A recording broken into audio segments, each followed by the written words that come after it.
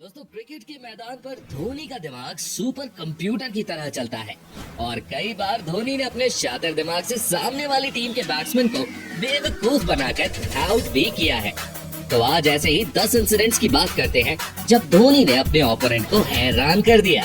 Number 10। दोस्तों, भारत और Australia के बीच मैच चल रहा होता है और ऑस्ट्रेलियन कैप्टन जॉर्ज बेली लेग साइड की ओर एक शॉट खेलते हैं।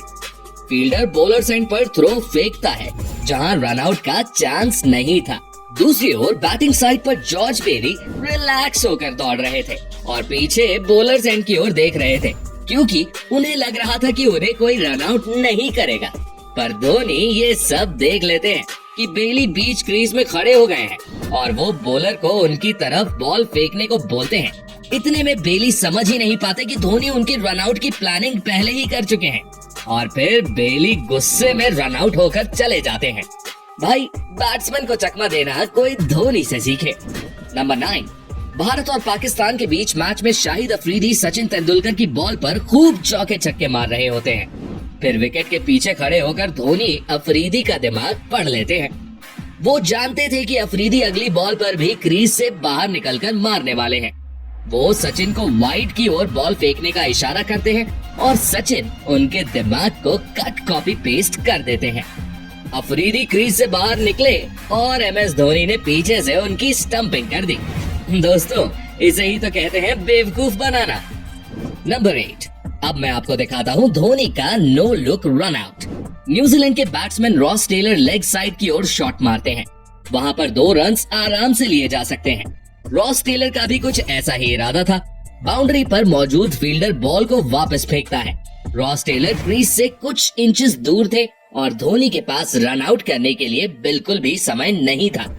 अगर वो बॉल पकड़ने के बाद मुड़कर स्टंप पर मारते तो शायद रॉस टेलर डाइव मार देते। इसीलिए वो बिना देखे ही बॉल को स्टंप की ओर ड्रैग कर देते हैं और बॉल जाकर सीधे स्टंप्स पर लगती है। रॉस टेलर सोच भी नहीं सकते थे कि उनके साथ कुछ ऐसा भी खेल हो सकता है, पर धोनी के दिमाग के सामने उनकी एक न चली। नंबर 7। दोस्तों, भारत और न्यूजीलैंड का मैच चल रहा था और क्रीज पर थे न्यूजीलैंड के allrounder Jimmy Neesham. Kedar Jadhav की एक बॉल पर नीशम स्वीप लगाने की कोशिश करते हैं, पर बॉल उनके पैड से टकराकर धोनी के पास पहुंच जाती है। इंडिया के सभी प्लेयर्स अंपायर से LBW की अपील करते हैं और इतने में धोनी जल्दी से बॉल उठाकर स्टंप्स पर दे मारते हैं और नीशम रन आउट हो जाते हैं। नंबर 6। साल 2016 में ऑस्ट्रेलिया और भारत के बीच वनडे मैच चल रहा था। स्ट्राइक पर थे ग्लेन मैक्सवेल और उनके साथ नॉन स्ट्राइकर एंड पर थे मिचेल मार्श। तभी बरिंदर सरान की एक बॉल पर मैक्सवेल ने कवर्स पर शानदार शॉट लगाया। पहली नजर में लगा कि ये बाउंड्री तक पहुंच जाएगा, लेकिन उमेश यादव की शानदार फील्डिंग के कारण ऐसा नहीं हुआ। ऑस्ट्रेलियन बैट्समैन 2 रन्स ले चुके थे और तीसरा रन भी बिल्कुल थाली में परोसा रखा हुआ था, लेकिन बीच में MS धोनी नाम की दीवार थी। जैसे ही उमेश यादव ने बॉल को थ्रो किया, MS धोनी विकेट्स के बिल्कुल करीब आ गए और उन्होंने मिचेल मार्श को ऐसा बेवकूफ बनाया जैसे वो बिल्कुल सेफ थे। लेकिन फिर एक झटके में उन्होंने बॉल को अपने दस्तानों में कलेक्ट किया और विकेट्स पर दे मारा। मिचेल मार्श को समझ ही नहीं आया कि उन्हें पागल बनाया जा रहा है। नंबर 5। दोस्तों, भारत और ऑस्ट्रेलिया के बीच वनडे मैच चल रहा था और भारत काफी खराब सिचुएशन में था। ऐसे में ऑस्ट्रेलियन कैप्टन रिकी पॉन्टिंग अपने 8 फील्डर्स को ऑफ साइड पर लगा देते हैं और लेग साइड को खाली छोड़ देते हैं। उन्होंने सोचा था कि bowler Mitchell Johnson of side पर बॉल फेंकेंगे और MS धोनी ऑफ साइड पर मारने पर मजबूर हो जाएंगे, पर धोनी ऑफ स्टंप पर आकर बॉल को धीरे से लेग साइड की ओर मार देते हैं। विकेट कीपर एडम गिलक्रिस्ट को बाउंड्री तक भागते हुए जाना पड़ता है, लेकिन उतने में तो धोनी 3 रन्स ले चुके थे। इस तरह धोनी ने पॉन्टिंग की फील्ड का मजाक बना दिया। नंबर 4। दोस्तों, इस इंसिडेंट को देखने के बाद पता चलता है कि धोनी विकेट के बीच कितना तेज भागते हैं। इंग्लैंड के खिलाफ धोनी के पैड से लगकर ball wicket keeper Jerin Jones के पास जाती है और वो उसे स्टंप पर मार देते हैं, पर धोनी तब तक क्रीज पर आ चुके थे। अब विकेट कीपर थोड़े कंफर्टेबल से हो जाते हैं और इसी बात का फायदा उठाते हुए धोनी के रन ले लेते हैं। इतने में धोनी देखते हैं कि विकेट कीपर अभी भी कोई एक्शन नहीं ले रहा है, तो वो दूसरा भी भाग जाते हैं। वो कहते हैं सावधानी हटी दुर्घटना घटी। बस यहाँ पर भी वही हुआ था। Number 3, Dhoni fooled Laxmikant Shukla.